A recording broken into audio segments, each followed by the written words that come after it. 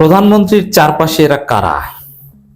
বাস্তব কথা হচ্ছে, জামাত ছাড়া তারেক রহমানের কোনো বিশ্বস্ত মিত্র নেই, বিলিভ ইট অর নট। দর্শক, একটা খবর যে শরিক দলগুলো শীর্ষ নেতাদের সঙ্গে বৈঠকে বসবেন তারেক রহমান।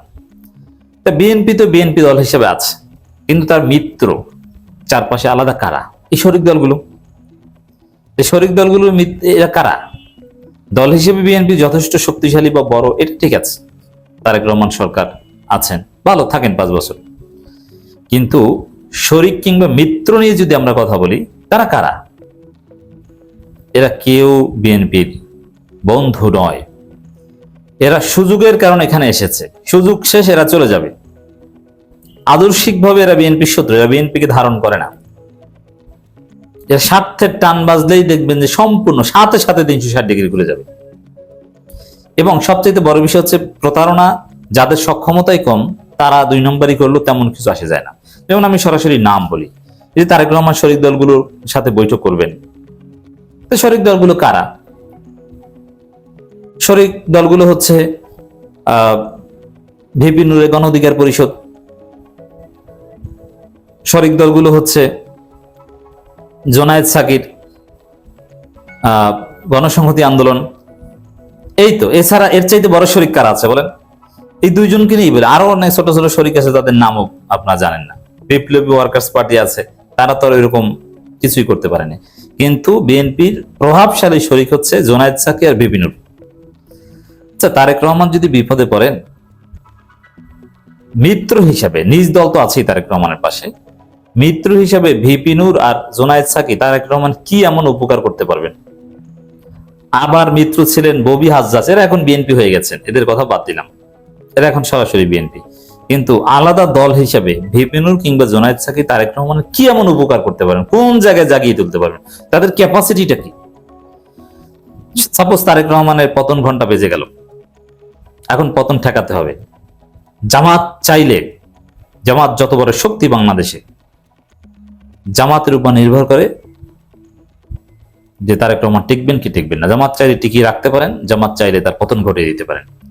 তৃতীয় পক্ষের ষড়যন্ত্র, 111 পন্থীদের ষড়যন্ত্র যখন আসবে, জামাত চাইলে তারেক রহমানকে বাঁচাতে পারেন সেই 111 হাত থেকে। কিন্তু ভিপি নুর গণ অধিকার পরিষদ কিংবা জোনায়েদ সাকি, তারা কি আদৌ কিছু পারবেন? তাদের সেই সক্ষমতাই নেই। আর দ্বিতীয় কথা হচ্ছে সক্ষমতা, এটা গেল এক কথা। আর দ্বিতীয় হচ্ছে যে তাদের আদর্শ কি। দেখেন, এই ভিপি নুরের যে রাজনীতি, ভিপি নুরের যে উত্থান, ভিপি নুরের নেতাকর্মীদের, এটা তারুণ্য ভিত্তিক একটা নতুন ধারার রাজনীতি।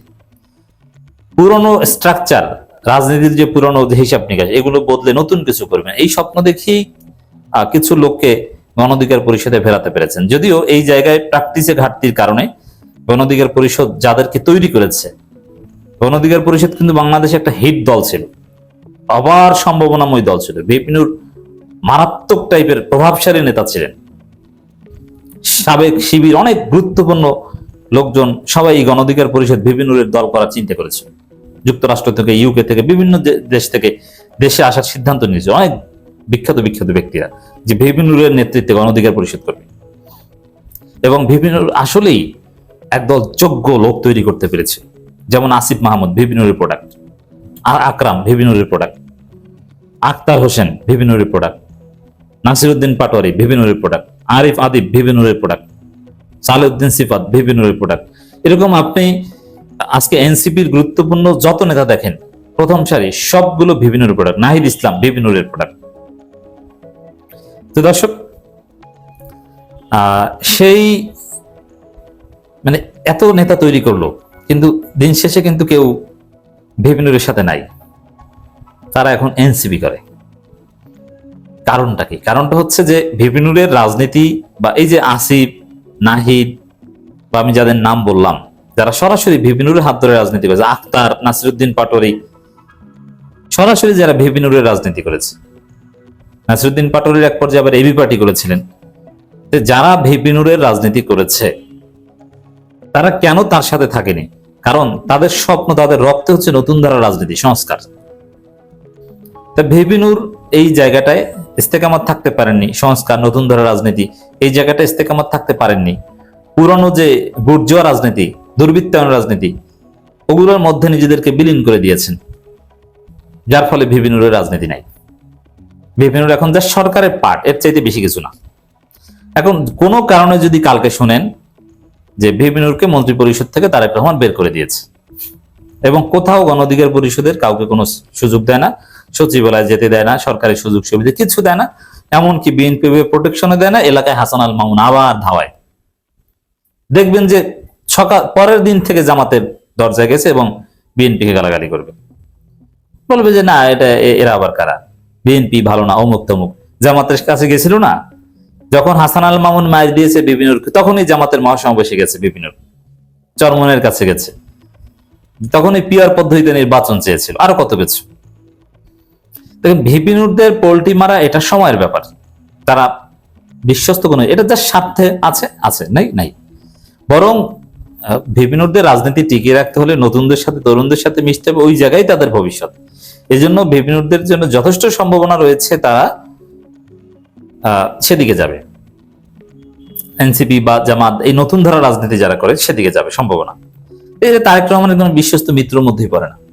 আর জোনায়েদ সাকি তো একজন বামপন্থী, এবং বামপন্থীদের বিভিন্ন ধরন আছে, একটু খোলস পাল্টে একটু সফট বামপন্থী, লিবারেল বামপন্থী হচ্ছে জোনায়েদ সাকি। বিএনপির সাথে তারেক রহমানের সাথে তো তার মৌলিক আদর্শই মিলে না। অর্থ মন্ত্রণালয় থেকে জোনায়েদ সাকিকে কেন সরানো হয়েছে? বিএনপির আকীদা হচ্ছে ফ্রি মার্কেট ইকোনমি, আর জোনায়েদ সাকিরা ফ্রি মার্কেটকে বলে সাম্রাজ্যবাদ, আমেরিকাকে গালি দেয়। তারা বামপন্থী রাজনীতি ধারণ করে এখনো। তা বামপন্থীরা কখনো, যেই বিএনপির আদর্শ ফ্রি মার্কেট ইকোনমি এবং ইসলামী মূল্যবোধ, তারা বিএনপির মিত্র হতে পারে না। এটা ফর দি টাইম বিং, আজকে আছে কালকে নেই। দেখবেন যে এই জোনায়েদ সাকিকেও মন্ত্রী পরিষদ থেকে বের করে দেওয়া হলো, জাস্ট এমপি হয়েছে, কিন্তু বিএনপি আর চেনে না, কোনো শেল্টার দেয় না, সুযোগ সুবিধা দেয় না। দেখবেন যে উল্টা সুর নিয়েছে। এইটা হচ্ছে রিয়ালিটি। তো এই জায়গায় তারেক রহমানের বিশ্বস্ত মিত্র এখনো জামাত ইসলামী। কারণ জামাত মনে করে, হ্যাঁ জামাতের সাথে বিএনপি শত্রুতা, মারামারি, কাটাকাটি, আপনারা দেখেছেন চুয়াডাঙ্গায় লাঠি নিয়ে মারামারি, এমনকি জামাতের লোকজনকে নিয়মিত বিরতিতে দু একজনকে হত্যা করে তারা। কিছুদিন পর পরে জামাত নেতা বিএনপির হাতে নিহত হয়, শহীদ হয়। তারপরেও জামাতের বিশ্বাস এবং এটাই বাস্তবতা, এবং জামাত এটা ধারণ করে, এবং বিএনপিরও যারা জিয়াউর রহমানপন্থী, খালেদা জিয়াপন্থী, তারাও এটা ধারণ করে যে বাংলাদেশের স্বাধীনতা সার্বভৌমত্ব টেকাতে হলে বিএনপিকে দরকার, সাথে জামাতকে দরকার। বিএনপি জামাত মৌলিক জায়গায় এক না থাকলে ভারতের হেজিমনির বিরুদ্ধে বাংলাদেশের স্বাধীনতা সার্বভৌমত্ব রক্ষা করা সম্ভব নয়। এজন্য তারেক রহমান বিপদে পড়লে, ভারতপন্থীরা যদি কখনো তারেক রহমানকে হঠাৎ 111 টাইপের ষড়যন্ত্র করার চেষ্টা করে, দেখবেন যে তারেক রহমানকে বাঁচাতে সবার আগে ছুটে আসবে জামাত ইসলামী। লিখে রাখেন।